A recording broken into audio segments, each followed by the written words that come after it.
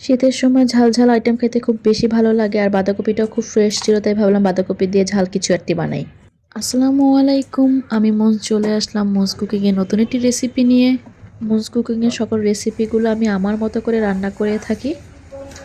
বাঁধাকপি থেকে পাতা আলাদা করে গরম পানিতে 1 থেকে 2 মিনিটের মতন ভাপিয়ে নেব। যেই কোনো সবজি আমি বেশি কুক করি না, আমার কাছে কাঁচা কাঁচাটাই বেশি ভালো লাগে। একটি ব্লেন্ডারের জারে কাঁচামরিচ, পেঁয়াজ, ধনেপাতা, সামান্য পরিমাণ মলিন্দা মাছ একসাথে মিক্স করে ব্লেন্ড করে নেব। এখানে আদা বাটা, রসুন বাটা, সামান্য পরিমাণ হলুদ, মরিচ গুঁড়ো, ধনিয়া দিয়ে নিচ্ছি। লবণ না দিলে তো হবেই না, লবণটাও দিয়ে নেব। চাইলে এটিকেও পাটাও বেটে নিতে পারেন।